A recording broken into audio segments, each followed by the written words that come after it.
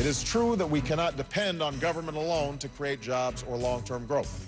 But at this particular moment, only government can provide the short-term boost necessary to lift us from a recession this deep and severe. President-elect Obama today, officially the president-elect, now that the electoral votes have been counted, taking early advantage of the bully pulpit, using his power of persuasion to push speedy action by Congress, even as members of his own party raise objections to portions of the economic plan, namely the tax cuts.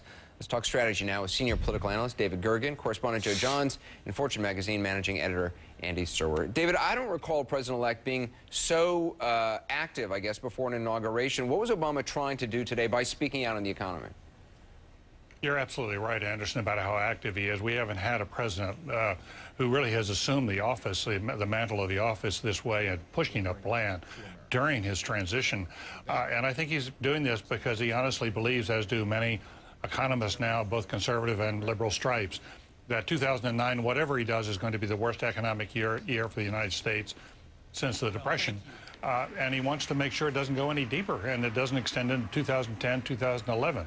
As it might. So he's trying to throw everything he can at this, and he's going to get opposition. But I think that he's got the public with him, and the facts are with him. The dynamics of this are with him.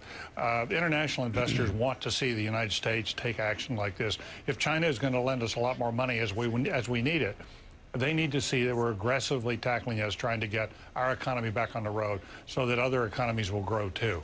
Joe, you know Capitol Hill well. Is having the public with you enough? I mean, John Kerry, Senator Kent Conrad are critical already, or some Republicans already saying the deficits are too big. How big a battle does this plan face? Well, sure, it is a big battle. And when you listen to what both sides are saying, there's some stuff in there that they both like.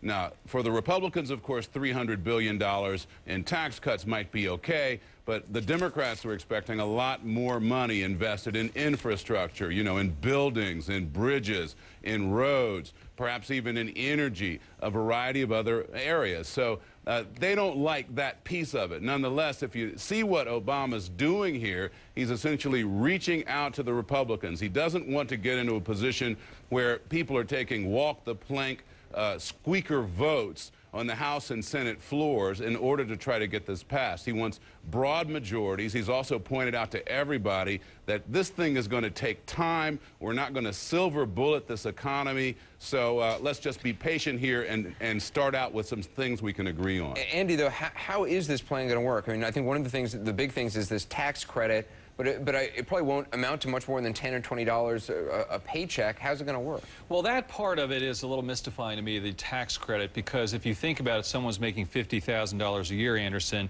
taking $1,000 home, a paycheck a week, that's only 1 or 2%. It's really not that much money. And I sort of feel like that's sort of throwing people a bone who want a tax cut. To me, things need to be a lot bigger than that. I agree with the president-elect that, you know, this is a huge problem and we're going to need huge solutions to make it work. That seems to be kind of piecemeal. He's also talked about doubling the production of alternative energy in 3 years.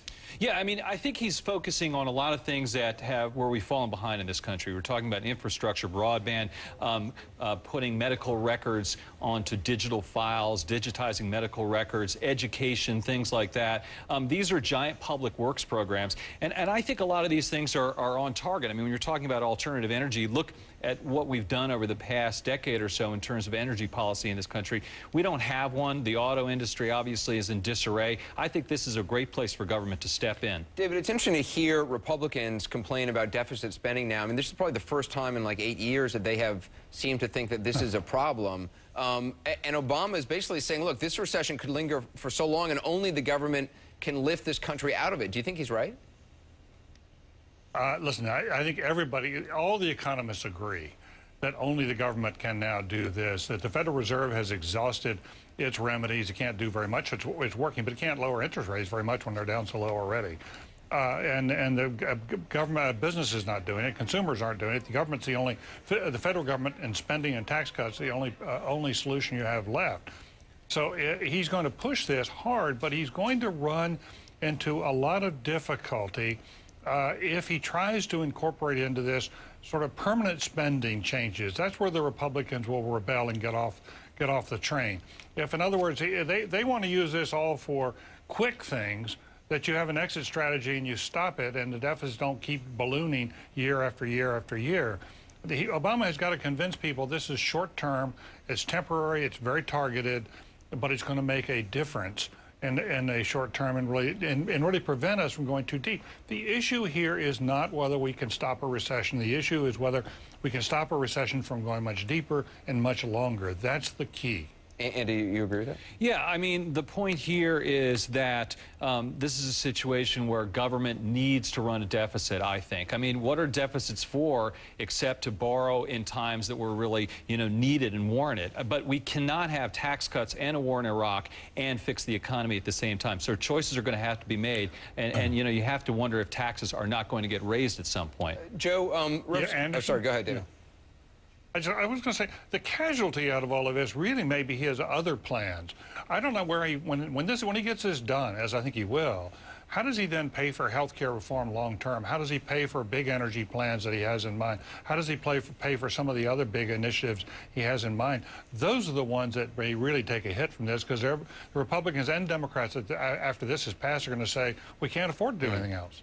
Joe, on this other subject, Representative John Conyers is urging Democrats to block the nomination of CNN's Sanjay Gupta to be the Surgeon General, basically citing a lack of necessary experience.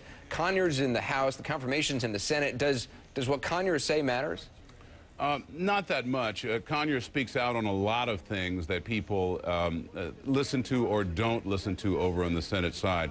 It is the Senate that matters, and quite frankly, we have had from time to time some fights over in the Senate over various nominees, including the Surgeon General. Nonetheless, John Conyers talks all the time on Capitol Hill about things he believes in very strongly. I'm not discounting that at all. Just the same, it doesn't matter that much to senators when they're actually. Do you know what his opposition really is based on? I mean, he says it's a lack of experience. Does this go back to the sort of the disagreement between Michael Moore and Sanjay Gupta that I guess Conyers supports Michael Moore's position or his position on tax? Go ahead. What he says is that it's about the fact that Sanjay Gupta was not in, if I remember correctly, the National Health Corps, that he didn't serve in any capacity in this agency that he's now being tasked to run. That is sometimes a fair analysis of a situation. Nonetheless, Barack Obama has shown this propensity to try to get outsiders in certain positions in the government, perhaps to shake things up, perhaps to take a high profile and give it a little different look. So you can argue that thing both ways. We're going to leave it there. David Gergen, Joe Johns, Andy Serwer, thanks very much. Up next, outrage over Bernie Madoff. He's been living in his